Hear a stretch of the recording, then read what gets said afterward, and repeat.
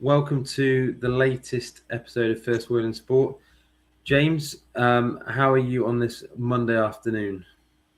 Very good. Thank you, Luke. Can't complain. Good weekend with the family.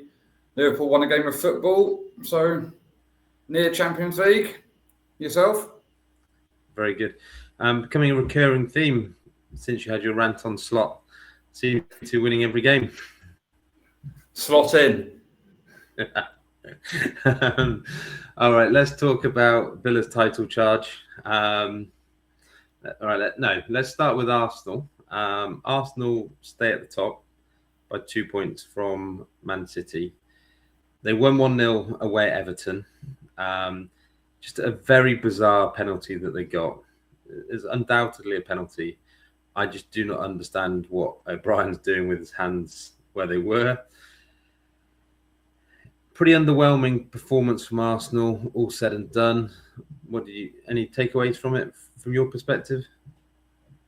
That's a clear penalty by Jake O'Brien. He's just copying what Virgil did 6 weeks ago against PSV in the Champions League, playing basketball.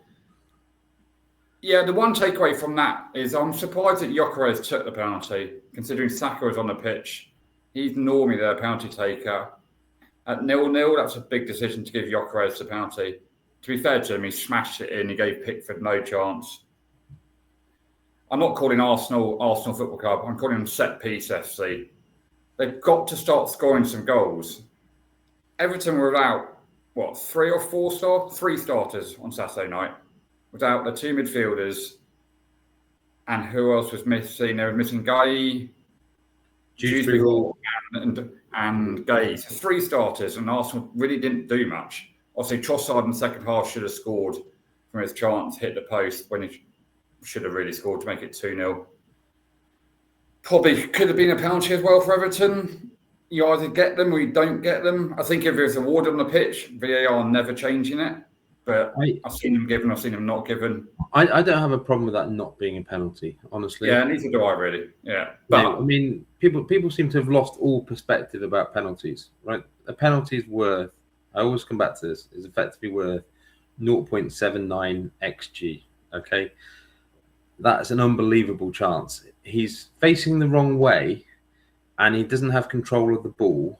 It's not like he's absolutely smashed to pieces. It's not anywhere near deserving of a penalty, I don't think, in terms of what a penalty should sort of look like.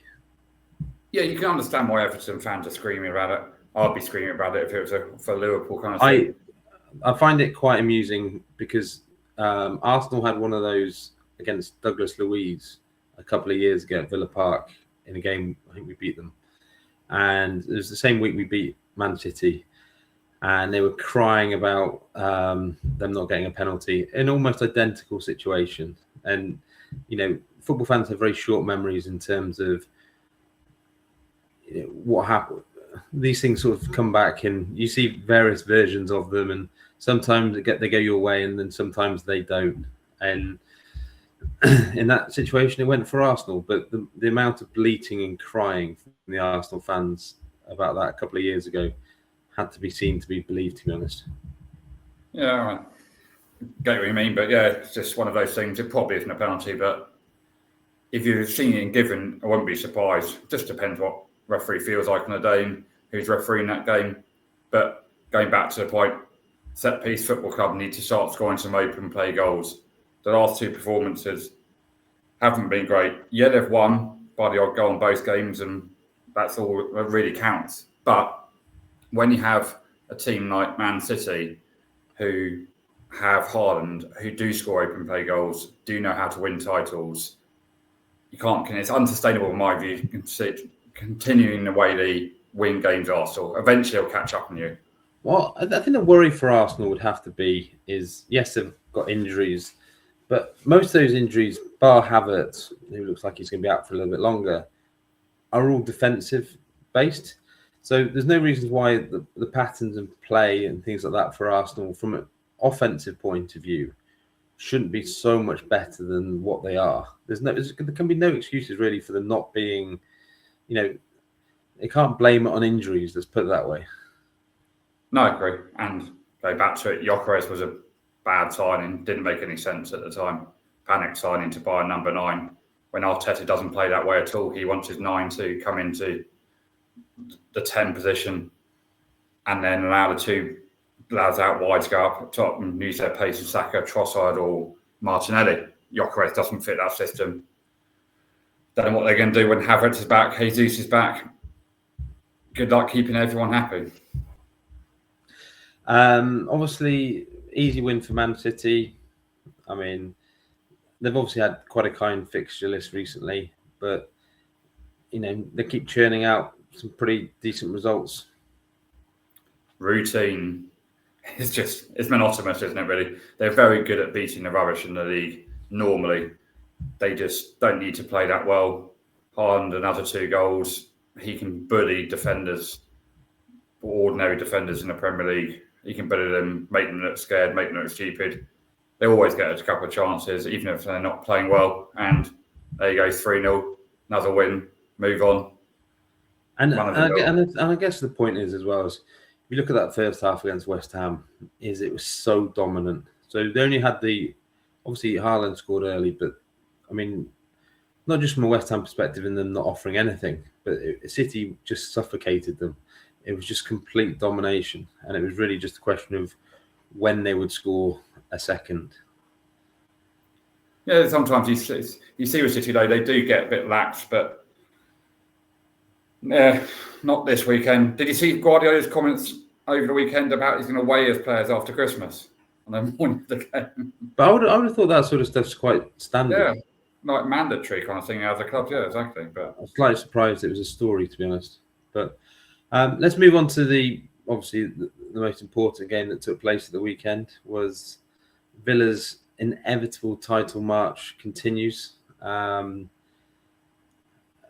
Beat Man United 2-1. It's important in as much as United have been an incredible bogey team for Villa in recent years. That's only the second time Villa have beaten them at Villa Park in 30 years. An abysmal record, and seemingly have found all manner of ways over the years to lose games. And it was just nice. Villa didn't play particularly well. I don't think either team played particularly well, in spite of what someone like Gary Neville said. Luckily, I didn't have to listen to his commentary of it, but he was waxing lyrical, apparently, about how good Manchester United were. And I think it comes on to a bigger point, really, in terms of when you look at things like stats and, everything needs context. United dominated possession yesterday, but they dominated possession because Emery was happy to let them dominate possession. He was happy to sit back, let the 3 centre-backs pass it around amongst themselves, pass it out to the wing-backs. He wasn't overly worried about the wing-backs. And whilst United had a lot of possession, Villa weren't unduly troubled, with the exception of the Cunha chance from a decent cross in the second half. And Sesko missed a chance in the first half. But that chance in the first half came from really poor defending from Konza and Lindelof. It was a mistake from them in terms of cutting the ball out. The goal United scored came from a bit of shocking defending from Cash, trying to play out the back, got dispossessed. And it was one of these things, the ball fell so perfectly for Cunha. It was a nice finish. But obviously United had a little bit of good fortune there. I don't think United were... Yes, they were missing players, but the narrative that suddenly they're a good team seems so overblown. Yeah, they're rubbish. 2 points from that game. We'll come on to the best player in the Premier League at the moment, in Morgan Rogers. Football's got a massive issue with concussion protocols. A huge issue. Martinez should have been taken off, or at least been checked over properly by an independent doctor. He was clearly his head was contacted by, I think it was Sesko in a chance, whatever it was. He would have been concussed. In other sports, he'd have been taken off and checked over, done an HIA, head injury assessment, and you doubt you come back. They have a huge problem in football. They've never addressed it at all. And it's going to be quite scary. I mean, do you remember the Hugo Lloris at Goodison Park all those years ago for Tottenham versus Everton? Knocked out cold, completely cold, and was allowed to carry on. One thing that football is way, way, way behind. Like, NFL, rugby union, even cricket now. I know it sounds ridiculous, but anytime you hit the helmet, it's a concussion test straight away. Football needs to wake up and get on board with that. And then to the best player in the Premier League at the moment, Morgan Rogers. Now there's a couple of zeros on his transfer fee for January to Liverpool. Wishful thinking. But anyway, he'd go to Liverpool and stink the place out, James. That's what your big money signings do, isn't it? Yeah, exactly. But considering like a couple of times that in the stage of the season, he couldn't pass the ball to a teammate. It was remarkable how honestly, go back and watch specifically the first 5 games of the season. He was so bad. He looked like a pub player. Honestly, he looked so bad. The number of times he gave the ball away, and it wasn't a case of being unlucky with this pass or unlucky with that pass. It was just dreadful. And he has one problem in that if things aren't going well, he can look a little bit moody, a little bit sulky, a little bit lazy, just in terms of his body language. But I mean, when you see him doing the things he does, always doing now, it's just a joy to watch. And I think it's a bit of a note to Palmer, for example, who I think has scored 2 open play goals in 2025. Everyone's always assuming that Palmer's going to be playing for England and is ahead of Rodgers in the pecking order. Well, Palmer needs to actually start producing something of actual note.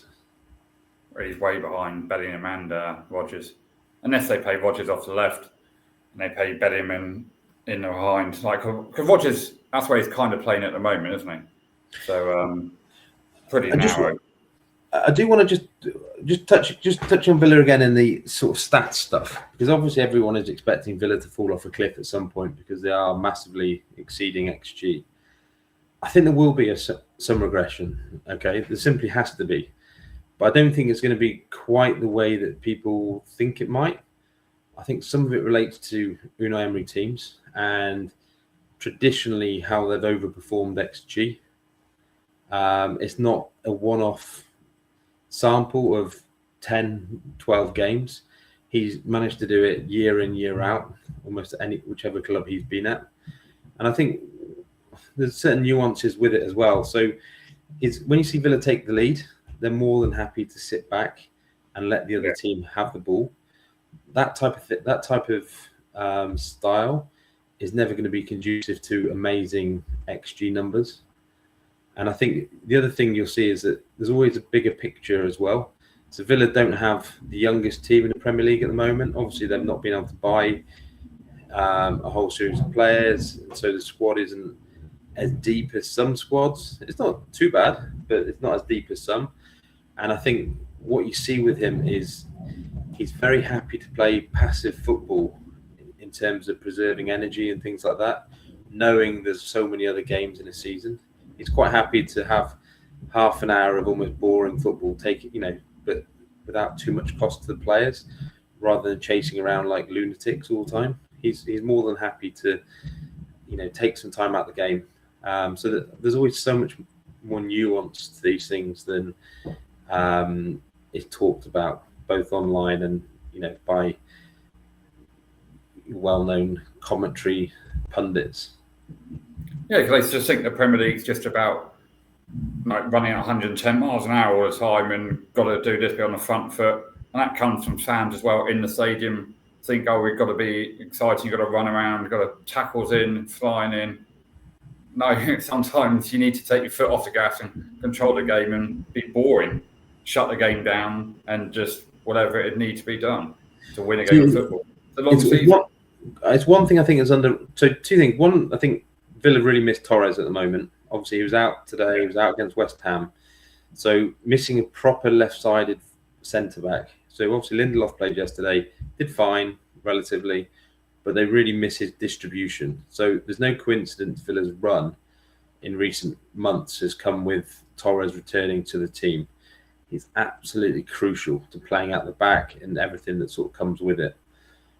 And the other thing is just Villa defensively, just generally have been so much more impressive from a sort of structural point of view than they have done, like last season at times. Is a lot of the goals they're conceding at the moment tend to be sort of individual errors. It's their shapes and everything else are really, really good, really solid. And as I say, so many of the goals they've conceded recently, be individual errors, but defensively they're really quite sound. Yeah, obviously full of confidence as well. Going to United, so Bruno's out for a month. Captain, need a best player. Kind of all that thing a month or so ago when they were like, "Oh, we're back, get top 4 and all this business." A couple of lucky wins. Back to reality where they are. They're just a mid-table side. His hamstring situation yesterday was just bizarre. So obviously he literally stopped. Everyone else stopped. Not quite sure why, which was weird in itself. But to then carry on for the next 5 or 6 minutes was just bizarre. He's there trying to ping cross-field passes. He wasn't doing any running, but it was just like, I know from personal experience with hamstrings is you know there and then when you're in trouble with it, and he may well have done further damage to it by not coming off straight away. It was just a bit weird. Talking of that, by the way, players going down, and I've talked about the concussion. This business about kicking the ball off. What the flying? It was more prevalent in the Newcastle-Chelsea game we'll come on to now, but stop kicking the ball out for these players because some of them are blatant cheating. They're just lying on the floor, just trying to stop the play. They're not injured. They're rolling around like absolute little children in a playground kind of thing. It's completely farcical. And the referees just buy it. But more importantly, why are the players kicking the ball out? They know if the player's injured or not, seriously injured. And it's just ridiculous. Get on with the game. Just get on with it. There's no point. I think we saw on more than one occasion in that game with a certain Chelsea right back called Gusto, who he'd committed a foul, and he's gone down as if he's literally got a season-ending injury, or what I like to term a sacker. And he's got back up. As soon as play resumes, he's back up on his feet. No, it's just literally just cheating. And until there's some consequences to this type of behaviour, then players will just keep doing it. It's just ridiculous that there's no consequences to it. I just find there nearly was a consequence at the weekend because Gordon should have scored. He should have scored, yeah. And that would have been a massive consequence. So, can you imagine how his teammates would have felt? Well, and his manager. He's under huge pressure there. But that Newcastle-Chelsea game was an interesting one, actually. It's Newcastle. I thought it was fascinating. And obviously 2-0 up, and then Chelsea got 2-2. But a couple of takeaways from that was Newcastle just blew themselves out. Can't continue that press for 90 minutes. It's impossible. Yeah, they were 2-0 up, but they were absolutely goosed and gassed and gone. Couldn't run anymore because they'd just blown all their energy in the first 45, 60 minutes. It was ridiculous. And it's an ongoing theme at Newcastle under Eddie Howe. Those players just work and work and work and overwork. And you talked about Emery a few minutes ago. And eventually teams will I really became aware of it 2 or 3 weeks ago. I was looking at some data, and it became clear very quickly just how many late goals Newcastle were conceding this season. So you obviously don't want to become too judgmental on very small samples, but it's been a recurring theme time and time again. And you try and think through, is it just variance and just luck sort of thing that they keep conceding late goals, or is it something a bit more to it? And I think that Chelsea game it showed exactly part of the problem with Newcastle is that they do put so much effort into pressing like absolute lunatics, and the crowd doesn't help in some respects because that's what they demand, that's what they're used to, and anything less than that they're unhappy with. And they blew Chelsea away in that first half. They were so much better, in terms of the team. But as you say, they were absolutely exhausted, and Newcastle don't have the quality to come off the bench, I don't think, to fill the holes. No, they don't. and Chelsea. 2 points from Chelsea. So Enzo got dropped for Parma. Ridiculous. And we can safely say that Reece James is not a centre midfielder in the Premier League. Out of his depth. Looked like shocking there. It's So just like... I would rephrase that slightly. Look at Casado. No, he was fuming first half. It was ridiculous. So I would rephrase that slightly differently. I think James can play there in certain games. So if Chelsea are going to be a dominant team with the ball, so like home games again, trying to break down a low block or all these sorts of things, I think James is fine in there. When it becomes really physical, like that game was in that first half, he was found wanting big time. And obviously, people would judge his performance on the fact he scored that great free kick. But his actual play I thought was really, really poor. And he got exposed, as you say, quite badly in that first half. Thoughts on Ramsdale for that goal? It's tricky. No, I'm not going to sit here and slate Ramsdale over that. No. I thought when I first hit it, I didn't think it was that hard from Reece James, but it's right in the corner, hit the inside the post. I don't think it. First, I was like, he's been beaten from best part of 30 yards out. I think what you're seeing actually more and more, you've seen a real trend this season, and you saw it a couple of times with Rodgers and Buendia and the knuckleball, and in terms of free kicks and stuff, is they're getting the ball down so quickly these days. I know they all use track man and these sorts of things, but they're getting the ball down so quickly in terms of and the trajectory of the ball, and everything's happening, very, very quickly. So I wouldn't necessarily blame Ramsdale overly for that one. No, similar. When you first look at it, though, you think, that's quite a long way out, not in the top corner. But then you look at it, it's a good free kick. But I thought he was poor Reece James in the week.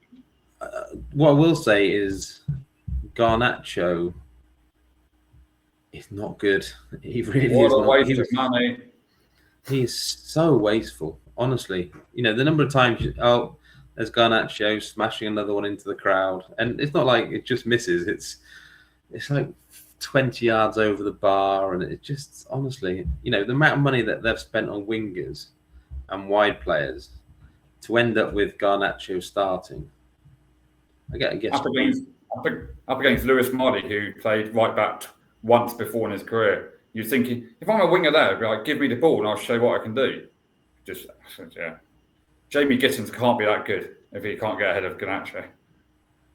Well, I just wonder if at some point Neto moves over that side and then Palmer goes onto that right-hand side and then Enzo in the middle. Good luck getting Palmer to play it outside and track back. Doesn't want to do it. He may not want to do it, but he needs to, needs must on the manager to figure it out. But it was actually an interesting result in that it didn't really do either team any great favours. Newcastle desperately need wins because they really are languishing in the table. And for Chelsea, look, a draw away at St James's Park is not the end of the world, but at some point, if Chelsea want to get back challenging for the sort of top three and kick on, they need to actually be a little bit more consistent and actually just perform to a high level. Yeah, you got Maresca's coming out obviously and saying the 48-hour business and not whatever. He wants experienced players. We talked about it recently about their very young side. They do need some experience on that side. But yeah, it'd be interesting to see what happens in January then. One thing I wanted to touch on Newcastle and their ridiculous pressing is, we often talk about home advantage as a sort of a concept and does it exist and what value does it have and all these sorts of things. And I think you see it more at St James's Park than any other ground, is that their games really are refereed differently to pretty much any other game. The amount of fouls that Newcastle get away with is in their sort of high pressing is unbelievable. And not just that, but you had a great example of Bruno. It was foul, foul, foul. The first foul could have been a yellow card, and that was all within a 5-minute period. Just foul, foul, foul. It's like no yellow cards. It's like Joe Linton's the one there. He's just a thug. He just goes around booting people in the air, and he gets away with it.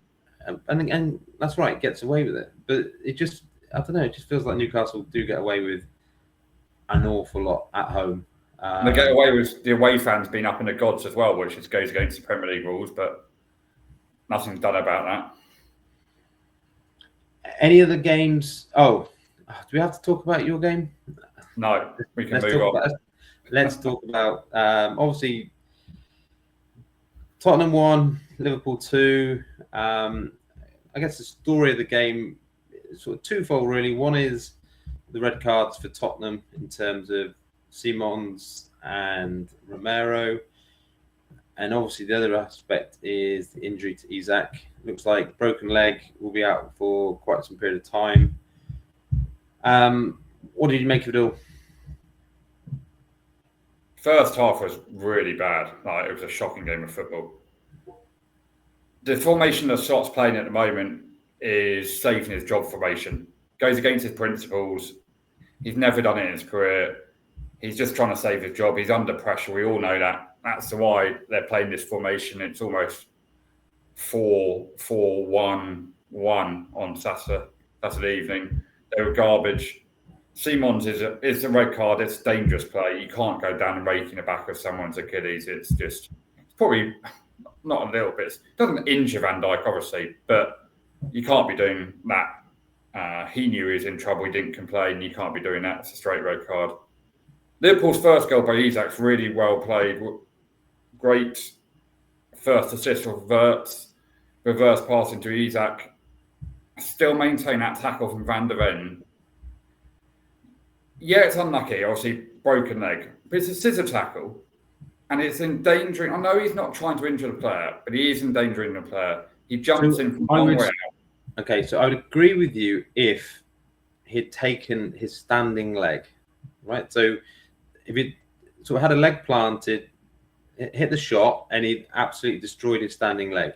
It's really unfortunate when you actually look at it, is that he's actually ended up taking the leg he's taken the shot with and finished. So that's the leg he's broken. It's not the standing leg that's broken. Yeah, but he's off his feet anyway. It's so unfortunate in terms of how it's actually sort of transpired that I don't. It is an unfortunate injury, but it also is. It's a scissor tackle. It's putting the player in danger, not to even being booked as well when it is a bad tackle. Because if he doesn't score, by the way, it's a clear penalty and it's probably a red card anyway. So, or it's a yellow card anyway. Would it go to red card? I've no problem with it being yellow card. Like, that's fine. I just think it wasn't even yellow card, did like. No, but that's just poor refereeing. I know, but it is a bad tackle. Obviously, Isak's probably done for the season, kind of thing. When he took the goal really well. Did he ever get started? Yeah, but he's a good player. You can see that's a good player. Just he's a proper player. Yeah. The coach can't get the best out of him because he hasn't a clue. Liverpool get another injury. Bradley, Kel Surprise, the guy can't stay fit. Get rid in the summer.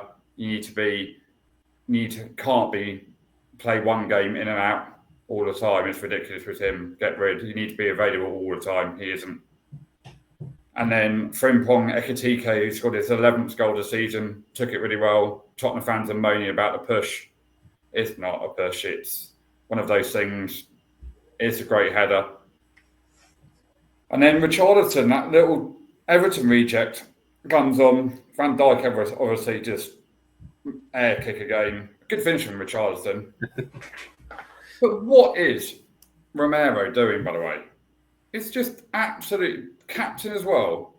Experienced international footballer kicking out. It's like he's a lunatic. You can't trust him at all. But you think Liverpool, against 10 men, Tottenham shouldn't get the ball. Pass the ball, let them Tottenham run around, and they shouldn't get anywhere near it. 9 men, if they're drawn that game, I'm sorry, but there's no one who can defend Stott after that. And that just proves to me that Stott hasn't a clue. Like, players aren't playing for him. You can't keep the ball for 10, 12 minutes against 9 men. And it's not even a good side. It's Tottenham. And you're panicking like that. It was borderline embarrassing from Liverpool. They got away with it. They still haven't improved. They still look really shaky defensively. Can't score going forward, really, against 11 men. It's definitely I definitely think Slot's been somewhat fortunate with the way the fixture list has panned out, in that when he desperately needed some pretty easy fixtures, He's got them. relatively, he's got them. Not saying that Tottenham away is an easy fixture, but that sending off changed that game. Tottenham were, I thought, the better team marginally. No, Tottenham weren't great, but I think they were marginally probably the better team in that first half an hour or so. I think what's amazing from Slot perspective is just offensively how little threat you're carrying. I think back to last season's Liverpool team. It felt like you would score, 3-4 goals every game, and you would sort of just battering teams week in, week out. But he's had to change his way of playing, because he was doing that. We'd have to, early part of the season, they're having to front load a load of players and make a load of forward runs to score goals, because they didn't have any progression at all from the defence and through the midfield. Then obviously lost 9 out of 11 or something ridiculous like that. Worst one in 73 years. So as I said, it's job saving exercise. Go back, be hard to beat, no one in front of the ball, and rely on 2 strikers or FARCE and Ekatike and try and score. So now you've literally just gone the other way and just gone, right, we'll try and be hard to beat. They're not that hard to beat. I could understand a little bit. Obviously, the Isak injury is unfortunate, because I could understand tinkering with things if short term, if you thought that longer term you can integrate Isak and Verts will have played a little bit more, and then you have the upside of actually not necessarily going back to where you were or doing what you were doing, but if you could survive short term, you could see something a lot more positive going forward, into not necessarily return to last season, but something a lot better than what you've done this season. But obviously with Isak getting injured now, it feels like he's almost committed along this path of, this is how he's going to have to play. And I just don't think it bodes particularly well for you, to be honest. Not sustainable. Any thoughts on Tottenham? No, I mean, it's another loss, isn't it? And now we've got to deal with 2 players being Simmons obviously a 3-match ban, and Romero's got a 1-match ban. I mean, he might be probably delighted he got the weekend off. But yeah, another bad result, languishing lower to mid-table. I mean, it wasn't a great. I would say it wasn't a great performance when they had 11 men. I mean, but it wasn't bad. It wasn't bad. It wasn't bad, but again, offensively, they look so poor. Yeah. But, I can't take much into it, really, because they played 60, 65 minutes with 10 men, that kind of thing. So, honestly, it's in the end, I think it's not a bad result for them in terms of, that's this type of game, particularly when you're 2-0 down. I was saying to a friend at the time, is Frank really doesn't want to lose this 4-5-0 at home. People forget you had 10 men very quickly. They look at the fixture list and they go, oh, yeah, we lost 5-0 to Liverpool, like without any sort of context. So I don't think it was the end of the world for Tottenham, but I think the jury on Frank is still very much out. Anything else from football this weekend? What a win by Leeds 4-1 down. Dominic Calvert-Lewin, does he go to the World Cup? That's back up to Harry Kane. I don't think he does. I think he's just in a little bit of form. Yeah, Palace are going through a dodgy stretch at the moment, dodgy patch. I know they played Thursday night in a Mickey Mouse Europa League, and then they only had 36 hours to prepare. Got a game tomorrow night as well. They've got a lot of games coming up. Glasner carries on playing the same players all the time. Eventually, he's going to catch up with you, and it did catch up with them at the weekend. It's brilliant for Leeds because they get that 3 points. Obviously, they played really well in the last 4 or 5 games. The change of formation has clearly worked, and they're scoring goals. Not a great result for West Ham at all. They're not adrift, but what are they, 6-7 points behind Leeds now? Quite a lot. I think it's 6 points behind, but they're in a whole world of trouble, West Ham. Yeah, so not great for West Ham at all. What I would say is Leeds picking up form as they have, what it weirdly does is it brings back into play some of these other teams. So instead of it just being a West Ham or Leeds for that third spot relegation, is I think what it does potentially is I would not be nervous, but your Brentfords, and obviously it was a big win for Brentford in the end, but some of these teams like Fulham, teams who they're not playing amazingly. If West Ham were to go on a run, and it's not looking likely, but if they could string 2 or 3 wins together, suddenly you would see some of these other teams get dragged right back into that battle for that final relegation spot. Yeah, and that might happen, but surely West Ham might have to spend some cash in January. I had to laugh. Did you see who they've been linked with already? Was it Brendan Johnson at Tottenham? Who was I talking about that with today? No, go on. Who are they linked with? Oh my word! I've just forgotten. Oh my god. It's the most West Ham. Right, leave it with me. I will come back to it. I've forgotten. I couldn't think of anyone. Oh my god. Right, leave it with me. I'll come back to it. He would be the most West Ham type signing you can ever imagine. Oh, Strand Larson. That's who it was. Oh God, Strand Larson. So yeah, so that if just honestly, just someone who's disappointed. For a team who's scored 2 points all season, obviously missed a penalty at the weekend, doesn't look fit. He looks terrible. Yeah. The other thing was, just in Scotland, Hearts had another really good win yesterday against Rangers, and Wilfred Nancy got his first win for Celtic. If he hadn't won that game against Aberdeen yesterday, he was out of a job after 11 days, kind of thing. But yeah, Hearts under Tony Bloom, well, not under Tony Bloom, but it's got some influence up there at top of the league there. So it's a 2-horse race. Rangers are not winning that league, but yeah. So let's look at other sport from the weekend.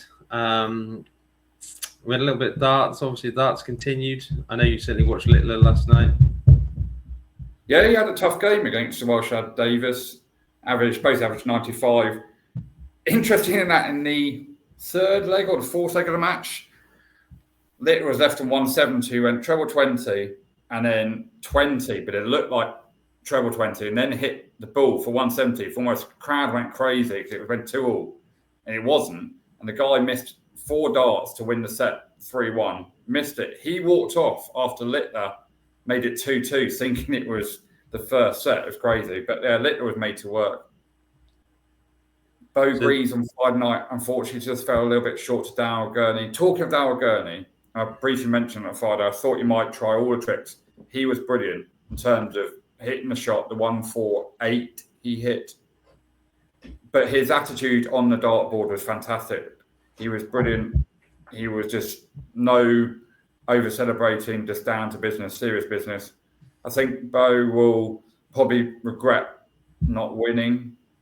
No, she didn't play great. Neither did Gurney. It was a big match for both of them, to be fair. And yeah, fair play to Gurney. He got out of it. He plays tomorrow in the second round. He's got a tough game tomorrow, actually. Big news last night. Yeah, big news last night was Gerwyn Price got me getting stumped 3-0. You hate to see it, don't you? Yeah. Honestly, he's grown on me a lot actually in the last couple of years. But yeah, it continues today. What was the game? There's been a few games today. As we record now, we've just seen Gabriel Clemens won. The Kenyan now, David Mwanya, lost 3-0. That's no surprise after his heroics last week. And, there's a massive upset there. James Wade 2, Ricky Evans 3. So Wade's out. So it's upset tournament all over the place. I mean, it's not. I mean, it's a surprise. It's not a crazy surprise. I mean, Ricky Evans, fastest gunner in town, James. There's been a few upsets, and tonight you've got Gian Van Veen, Nathan Aspinall, and Luke Humphreys versus Paul OAP Lim. Can't believe he's still playing in the second round of the World Championships. And then tomorrow night, obviously, you got Van Gogh, who was downright poor on, was it Friday night he played? Yeah, he was averaged 82 in the first set. It was really bad. He's playing William O'Connor, who averaged 105 plus on the weekend. That's not a game that, if you're a Van Gogh fan, you'd be confident backing him in that at all. Now, obviously, he's got the pedigree to beat O'Connor tomorrow. But the way Van Gogh's playing, he's not the same player at all. He looks a shadow of the player. Can't hit a double. Doesn't really hit that 19s anymore like he used to. He never really was a massive 180 scorer, but his cover shots down to 19s and 18s was brilliant. And his doubles at the weekend were garbage. Yeah, that's one game I'll be looking forward to watching tomorrow night. Let's touch on NFL quickly. Obviously, had some interesting games. Obviously, since we last did this, I think Packers, the Bears was probably one of the. There's been a lot of like huge comebacks in the last couple of weeks. We've certainly seen some crazy short prices on the betting get gubbed, for want of a better phrase. No better example than that Chicago game where Green Bay were ahead by 10 points with only a couple of minutes to go. Chicago got the field goal, recovered the onside kick, scored the touchdown to tie it all up with obviously less, into the end of the game. And then Chicago and DJ Moore with a great touchdown catch at the end. Amazing game. For Green Bay, obviously Love concussed, so not ideal. Just falling apart a little bit at crucial time of the season. Injuries have really caught up with Green Bay. Apart from that, Jacksonville went to Denver. Really impressive win. I mean, Trevor Lawrence and the Jags, I mean, you have to regard them as serious Super Bowl contenders. If you look at, I had a look at the Super Bowl betting earlier. Obviously, you've got Rams and then the Seahawks, and then you've obviously got like the Bills and Eagles. I mean, the Bills and Eagles are there really on the basis of name and reputation, I think, as much as how they're actually playing. If you want to look at teams who actually are playing well, then the Jags, there's no reason why they shouldn't be probably shorter in the betting than they are at the moment. Do you trust Lawrence at all? That's the problem I've got with him. Is it just one of these 4 or 5 weeks where everything he does, load of confidence, and it's just happening for him? Does it when the pressure comes on in the next couple of weeks, kind of thing, playoff football, he starts going back to what he is. Just I don't know. It's a weird one. I mean, he was obviously incredibly highly rated coming out of college. I don't think he's been a beneficiary of having great coaches at Jags since he's been there.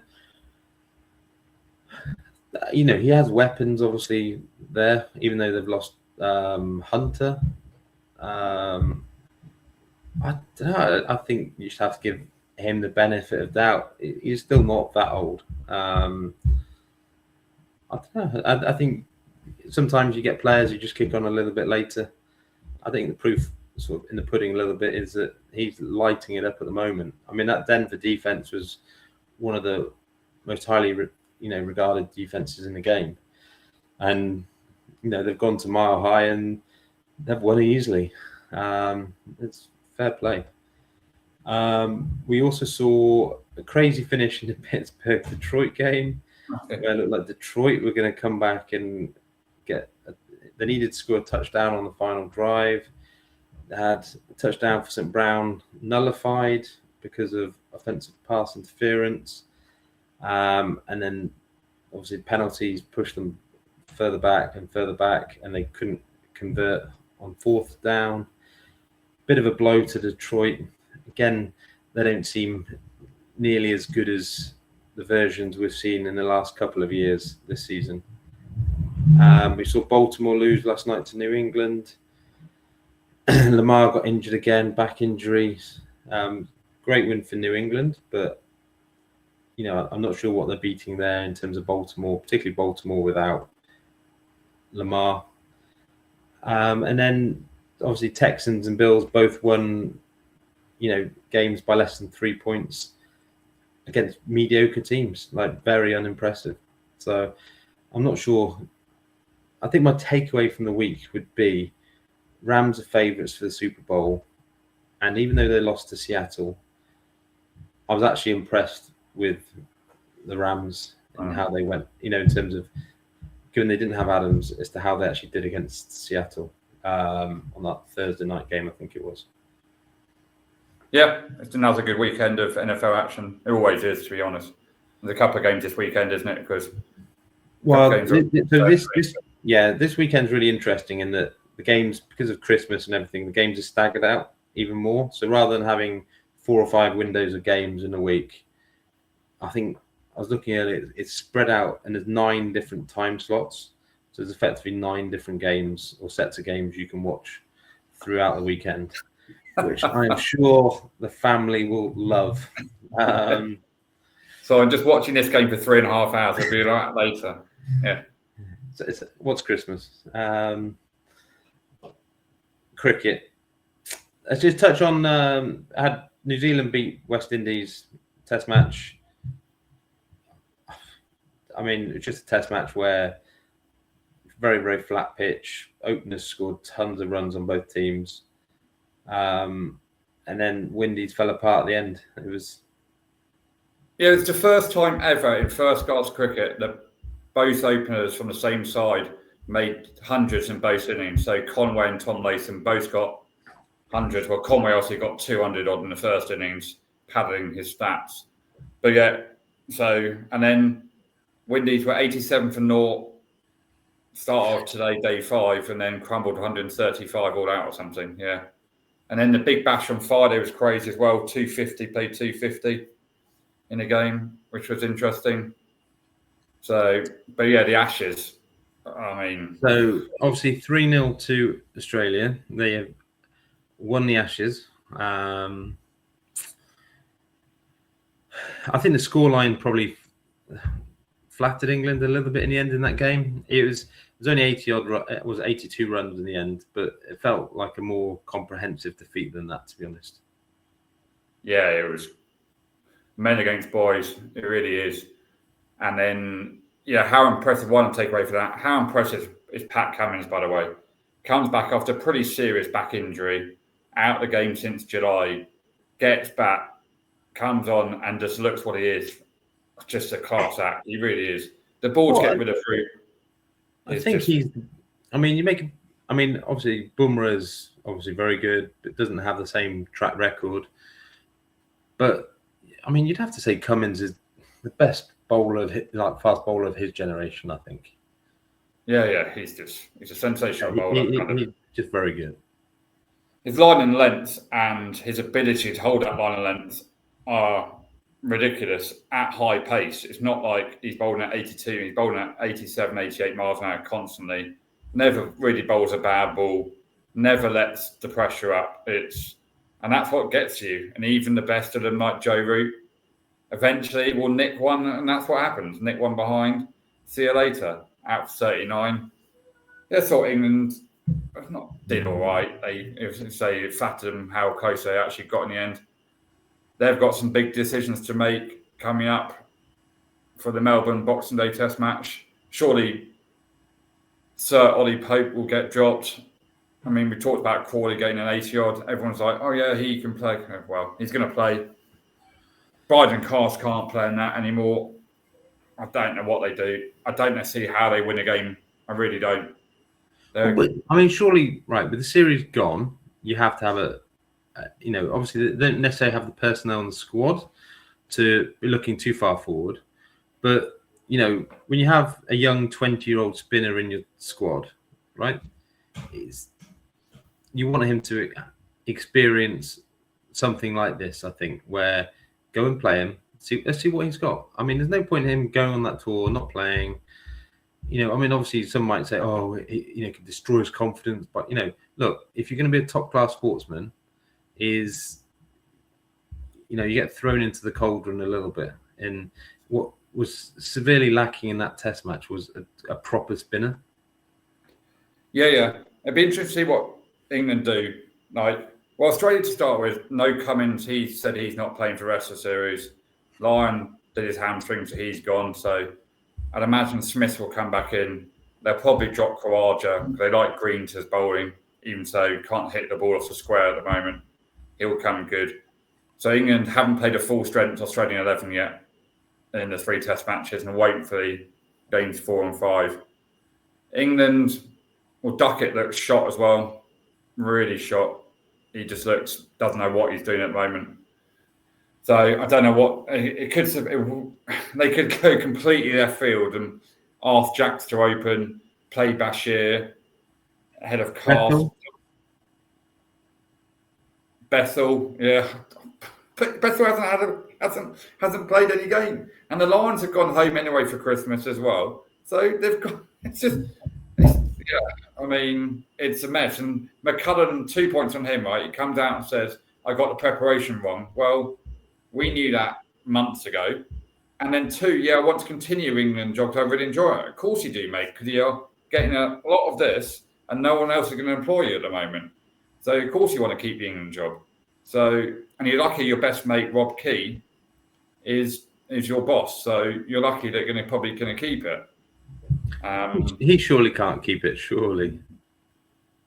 Well, unless Rob Key gets sacked by the ECB, which wouldn't surprise me. But I mean, there's a 2020, isn't it? T20 World Cup coming in February, and he's in charge of the white ball stuff as well. So they're not going to sack him from a Test ball, are they? And then keep him to white ball with the World Cup in 6 to 8 weeks' time?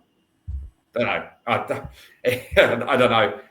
But I won't be getting up to watch the first ball, staying up to watch the first ball at 11:30 on Thursday night into Friday morning here.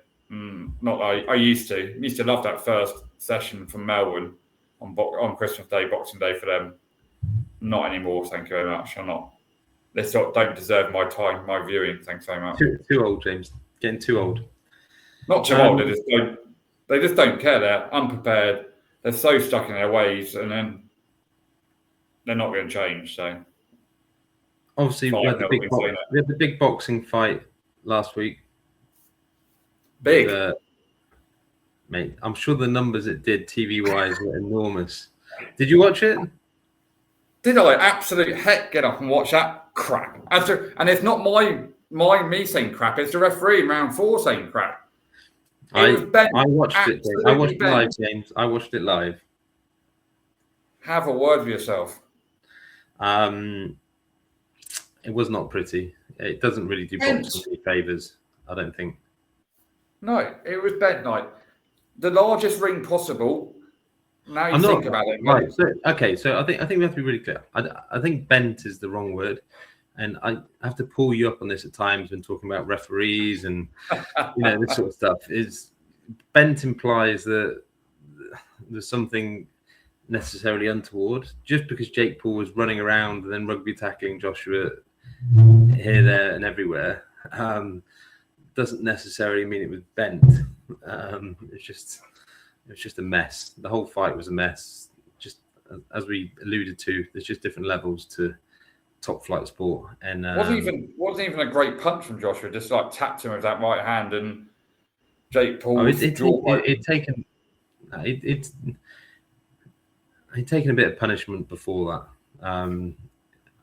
It's sort of been pushed. It was just a weird fight. It was just a very weird fight. Let's talk about. So just one thing in NBA. So Oklahoma City Thunder, they are finished as a team, James. They've had 3 losses now, never to be cited again. Again, it was a very close game. I think it was against Minnesota they lost, and Edwards, bit of a masterclass from him down the stretch. It's one of the problems you have actually when you're a really, really good team is it does put a mark on your back a little bit in terms of teams wanting to beat you. Raising the game to beat you. I know all the Arsenal fans out there feel that every team plays better against them and works harder against them. They don't, but it's what they feel. But so that record looks like it's going to be very tough for them to get, but it's still worth keeping an eye on. Let's look ahead to this week's matches. We obviously got Carabao Cup between Arsenal and Palace. I'm only intrigued in as much as to see what the team lineups are actually. So in terms of Arsenal, so they really should be resting a lot of players. Will they use that squad? Will Jesus start? Things like that. Skelly Lewis. All these sort of young. They should make 11 changes. None of their first. Kepa should be in goal. They should make. Ben White's injured. Might not be able to make 11 changes, but Lewis Skelly should definitely play. Norgard should definitely play. Marino should definitely play. Martinelli should play. There's no reason for the likes of Rice or any of that to be anywhere near that starting 11. It's not. It's a forced competition. So, no, and I think they've won it since 1993, but they're going for the two big ones this year. They don't need to be playing this game. Okay, I'm massively convinced that they'll play a stronger team than you think they should do, because I'm massively of the belief that Arteta's ego means he's desperate to win any trophy, even if it has consequences elsewhere. He would love to win this trophy just to get the naysayers off his back, I think. And I think it all comes down to ego. And he's done it in previous years. He has a history for it. Yeah, for him, I just wouldn't. They've got enough. They should. Honestly, they have more than enough. And then for Palace, obviously they had the 2 games in 48 hours or whatever. They can't keep rolling out their better team. Obviously, they're not even able to do that at the moment because of injuries. They're in danger of picking up even more injuries if they keep playing. They need to rotate it. It's just a question of whether at some point Glasner goes, let's just pick a whole bunch of young team reserves and basically bin it off. He won't tomorrow though. Glasner they'll play their first team tomorrow, Palace. I think I would say this. So we talk about managers in terms of opportunities that come up in the coming weeks or months, in terms of the 2 names of managers who are going to be the forefront of people's minds. One of them is Glasner. He has massive issues in terms of being able to rotate a squad and not just play his first team all the time. And it would be a massive red flag, I think, for one of the bigger teams in terms of if they do, decide to make him their man. There's some stuff there that's not necessarily proven. Yeah, but it wouldn't surprise me if Man United or Tottenham go that route. They just don't look at that kind of thing. That'd be perfect for the rest of the league. So I'm not sure exactly which day we'll do the next podcast, but obviously on Friday, next set of Premier League games. The Friday night game's interesting in that it's Man United against Newcastle. I know that the United price was 2.24 before yesterday's match, and it's now 2.54 last time I looked. Obviously, a reflection on Bruno being out injured. Shows you what a massive influence he is on that Man United team. Yeah, it's huge. I said earlier, he's their best player, his most important player. And without him, they look... you got on yesterday was... We're all told he's solving the problem and, blah, blah, blah, £50 million and media narrative because people at the club told the media what to write. Yeah, there's an interest... he's rubbish, but so Casemiro will come back in. But those 2 players United have got out, or 3, at AFCON, which has obviously continued it, started last night. But United, but Newcastle, we said it, can't continue running at 100 miles an hour for 45, 60 minutes. They'll blow themselves out, which they do regularly. It's actually an interesting game. It's shocking, by the way, that only 1 game on Boxing Day in the Premier League are blaming UEFA. Tell UEFA to sing your hook kind of thing. It's part of football and history that you play football on Boxing Day and there's 1 Premier League game at 8 o'clock. So no kids can watch it because it's way too late for them. Newcastle fans travelling down from Manchester. You wouldn't subject your children to watch Manchester United, would you? Certainly not. Not a chance in hell. One of the young lads came home and said he wanted a Rashford jersey the other day. He was told in no uncertain terms, no. Not happening in a million years. I will put a caveat that my dad was a Man United fan, so James, that's where the hatred is. I need to break it to you. I have got them both Trent shirts for Christmas. You better be grateful. The older one's got an Isak jumper for Christmas, and he's going to be devastated when he doesn't see him. Yeah, no, it'd be interesting, Gabe.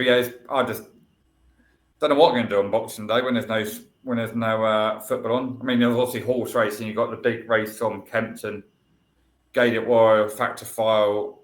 They are joint favourites. I don't know. It's you just don't know. Obviously, Mullins, both of them. Yeah, I don't know. It's just a race for me. It'd be a race to watch rather than having a bet on the race. I can't really split either of the two fantastic horses. They obviously ran against each other 2 or 3 weeks ago. I expect the same thing again on Boxing Day on Friday. It's always a good card there, and you got another good card in Ireland as well on the Saturday and the Sunday as well. So it's good racing. There's just too much racing on Boxing Day. I think there's 11 meetings, 8 in the UK, 3 in Ireland. I mean, it's just going to be chaos again. But it is a good day to watch racing kind of thing. So when we originally talked about today's episode, we were going to do a bit about transfers. I don't think we got time to do it justice. Only thing I would say on it is that obviously we're coming up to start the transfer window. Opens obviously 1st of January. So next podcast, we will spend some time looking at that and just the overwhelming feeling that last summer's transfer window was an absolute disaster.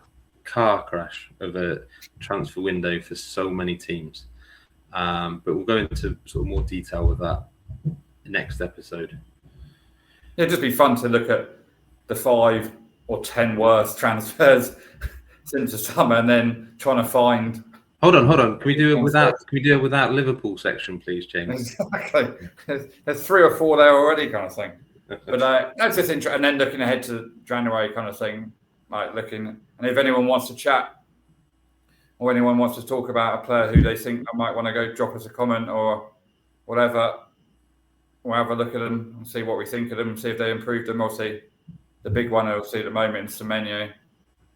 I think he'll end up at City. It does increasingly feel like City. I did have to just quickly. I had to chuckle at Tottenham being rejected, apparently, as if they were ever in the running. I mean, they've got enough wide forwards as it is anyway, so why would they want another one? Like, generally, look at the amount of forwards Tottenham have. Like, on the right, they've got Kudos and Kulusevski. They've got Richarlison, Murami, and Solanke up front. Tell. Simmons, Tell, Odegaard, Brendan Johnson, who's obviously leaving anyway in January probably. 40 million quid. He was, what a shocking signing. Yeah, terrible. I mean, he's not going there, but yeah, Semenyo I think will be a City-bound player. Like United think they were interested. United we discussed it, got more of an issue. Need to buy some centre-backs and centre midfielders. They've got a long way there. We may talk about it next time, or we could do, if people are interested, we could do a special podcast literally just on transfers. So we'll see. We'll see how we're doing for timing and everything else. But make sure have a good Christmas, everyone. Enjoy it, and we'll catch up with you soon.